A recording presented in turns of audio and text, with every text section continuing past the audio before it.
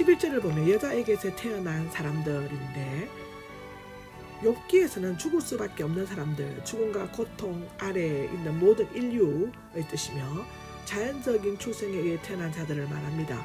이것은 단수로 표현된 한 여인에게서 나신 분, 창세기 3장 15절, 갈라디아서 4장 4절에 나오는, 즉 성령의 초자연적인 역사에 주제는 예수님과 대조되는 표현이죠. 더 위대한 인물은 도덕적인 특성이나 신앙 성취에 있어서가 아니라 그 지위와 그 특권에 있어서 큰 인물이라는 것입니다. 그가 위대한 인물인 것은 첫째로 모태에서 성화되었고 복중에서 뛰노름으로써 그리스도에 대해 예언한 거고, 두 번째로는 그리스도에게 세례를 준 것이고, 세 번째로는 그리스도를 신랑 하나님의 어린 양으로 심판으로서 예언하신 것이고, 네 번째는 천국에 가까웠음을 선포했습니다. 다섯 번째로는 위대한 예언자 엘리야를 포상했기 때문인데요. 나온 적이 없다는, 특별히 역사의 무대에 출연하는 것을 말하는데 성경에서는 예언자에 대해서만 사용하고 있습니다. 마태복음 24장 11절 24절 보면 나옵니다. 가장 작은 사람은 예수님 자신이나 천사들이나 어린아이 등을 가리킨다고 하지만 여기에서는 보잘것없이 보이는 그리스도인으로 보이는 것이 타당하다고 하는데요. 아무리 작은 그리스도인이라 할지라도 위대한 유대인보다 더 크다. 왜냐하면 전자는 하나님과 성령으로 태어났고 천국 안에 있지만 후자는 혈통에 의하여 천국 밖에 있었기 때문인데요. 요한복음 1장 13절을 보면 됩니다. 요한은 아직도 어선풀의 동트는 구약의 마지막 언덕에 서 있었다. 이미 의의 태양은 신약의 온누리에 그 찬란한 빛을 비추고 있었다라고 기록하고 있습니다. 12절입니다. 하늘나라는 침략을 받고 있다라고 하는데요. 문자적으로는 하늘나라가 전복되었다, 다도되었다의 뜻입니다. 누가복음 16장 16절에도 나오는데 들어가기를 힘쓰고 있다, 힘으로 들어가다 이 뜻입니다. 그리스도께서는 요한의 사역에 뒤따르는 강한 동료와 항부를 이와 같이 강경한 어조로 묘사하신 것으로 추측이 되어진다고 합니다. 수동태의 경우에는 억압을 받다, 난폭하게 취급되다, 중간태의 경우에는 폭력적으로 행동하다, 난폭하게 밀고 나가다, 억지로 주의를 자기에게로 돌리게 하다, 세 가지의 의미가 가능하다고 하는데요. 첫째로는 천국에 속한 하나님의 백성 또는 기독교 운동은 난폭하게 취급되어져 왔고 현재도 억압되고 있습니다. 율법과 예언자는 요한까지였지만 그 예언의 성취와 더불어 박해가 역시 심하였다고 하는데요. 이 경우에 이 구절의 부활 이후에 대한 것입니다. 그 이유는 그리스도인들이 그 이전에 박해를 받지 않았기 때문인데, 결국 여기에 천국은 교회를 박해하는 자들은 지상의 통치자들과 마귀의 세력을 나타내고 있다고 하죠. 두 번째로는 요한의 때부터 지금까지 천국은 열심당원, 즉 셀로인이나 혁명가들, 즉 메시아의 축복을 정치적으로 것으로 생각하고 로마의 가세에 대항하는 반역이나 무력으로 그것도 도달하는 자들이라고 사도행전 5장 37절에 기록되어 있습니다. 예수님도 지상주의에 대한 시험을 받으셨으며 한때 무리들도 그를 억지로 임금 삼으려고 하였습니다. 억지로 잡다와 여기에 빼앗느니라가 동일한다는데, 세 번째로는 세례자 요한이 외친 이유로 천국은 그 자체의 영적인 힘을 발휘하고 있으며 이에 들어가려고 애쓰는 영적인 힘을 소유한 자들, 즉 혹은 열정적인 사람들, 예를 들면 세리나 창녀들이 몰려들어와 결국은 점유되었습니다. 왜냐하면 율법과 예언자는 요한까지이며 지금은 새로운 시대가 임하였기 때문인데, 누가복음 16장 16절을 참조하시기 바랍니다. 이 해석의 원의에 가깝게 보는데, 세례자 요한의 때부터 지금까지 영적인 힘을 가진 사람들이 하나님의 나라, 즉 지배를 붙잡고 있습니다.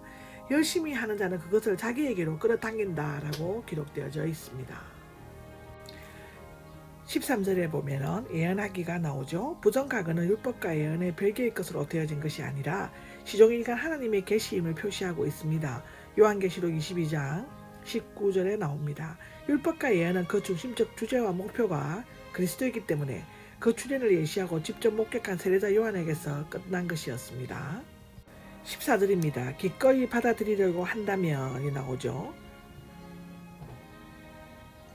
지적이고 선택적인 결단에 의해 기꺼이 받아들이는 것을 말하고 있는데요. 요한이 오리라 한 엘리야, 말라기 4장 5절에 나오죠. 임을 인정하는 데 있어서 유대인들 사이에 많은 어려움이 있었으며 또 그렇게 여기지 않으려고 했음을 암시해주고 있습니다.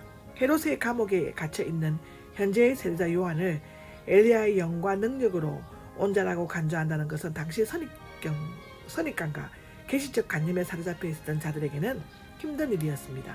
당시 유대인들은 엘리야의 기한을 고대하였으며 그의 기한 때까지 하나님에 의해 숨겨지고 엘리야에게서 기름 부음을 받은 후 선포할 것이라고 믿었습니다. 엘리야는 마태복음은 요한과 엘리야의 동일성을 강조하였고 예수님 자신도 확정하셨습니다. 마태복음 17장, 마가복음 9장에 나옵니다. 그러나 요한 자신은 그것을 부인하고 있습니다. 요한복음 1장 20절에 보면 나옵니다. 15절에 보면은 기 있는 사람이 나오죠. 이사야서에서 찾아볼 수 있는 표현이며 가르침을 주의 깊게 듣고 깨달으라는 것입니다. 그들은 귀를 가졌지만 실제로 듣지 못한다는 기머거리였을 것이라고 말하고 있습니다. 16절에 보면 세대가 나오죠. 주님께서는 종종 이 말을 책망이나 정죄하실 때 사용하셨습니다. 예를 보면 마태복음 24장 34절, 누가복음 14장 8절에 나옵니다. 당시 무감각하고 무정한 시대상을 반영하고 있습니다.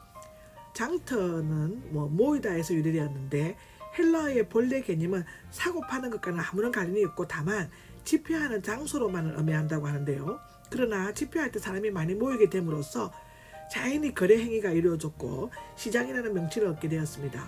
중동에서는 장터가 거리나 주거지에 있었으므로 아이들의 놀이터로도 사용되었는데 어떤 종류의 놀이터였는지 자세히 알 수 없다고 스가랴 7장 5절에는 기록하고 있습니다.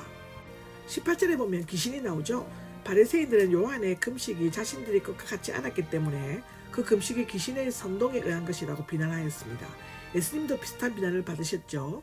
마가복음 3장 30절, 요한복음 10장 20절에 보면 나옵니다. 19절에 보면 지혜가 나옵니다. 지혜라는 말은 지혜 문학으로 알려진 구약과 외경의 시가들, 즉 욥기, 잠언, 전도서에 인격화된 지혜이며 신적인 목적과 행동 가운데서 하나님의 자신을 나타낸다고 보고 있습니다. 누가복음 11장 49절, 고린도전서 1장 21절을 보시면 됩니다. 여기 행한 일, 몇몇 후대 사본들에게는 자녀들로 되어 있다고 합니다. 옳다는 것이 증명되었다. 법적인 의미로서 정당한 것을 입증된다는 뜻인데요. 시편 50장 6절을 보면 됩니다. 전치사 뭐로부터의 의미에 따라 다음에 4가지 해석이 가능하다고 하는데요. 첫째로는 뭐로부터 옳다고 인정되다. 사도행전 13장 39절, 로마서 6장 7절에 나오고요. 이때 잔인한 지혜에 대한 비난들, 즉 주님과 세례 요한의 행동으로부터 그릇되게 추적된 것들을 의미한다고 합니다. 두 번째로는 대항하여, 반대하여는 그리그로 미프네인데요. 자신들의 지혜의 참 자녀들이라고 생각하는 악의적인 유대인, 즉 바리새인들이란 뜻이고요. 세 번째 지혜의 자녀들은 별로 관계됨이 없이 그 정당성을 얻는데, 즉 스스로 그의 자녀라고 말하는 자와는 전혀 다른 사람들 가운데 실제적으로 뭐 아래에 있는 뜻을 가지고 있다고 합니다. 마태복음 16장 21절, 마가복음 8장 31절에 나옵니다. 지혜는 그의 자녀들, 즉 주님과 세례 요한뿐만 아니라 참으로 그 혈연관계를 나타내는 모든 자녀들에 의해 정당하게 이행되는 것으로 보여지는데요. 주님 자신과 요한에 대하여 그 지혜의 행동들을 비난한 이 세대의 천박한 변덕성가는 대조적으로 주님께서 자신과 요한의 생활태도를 받은 진정으로 가치 있게 여기신다고 합니다. 그들의 생활은 곧 신적 지혜의 표현이며 지혜는 그 결과에 의해 옳게 인정함을 받게 된다고 이 해석이 그렇게 해야만 적합할 것 같다고 기록하고 있습니다.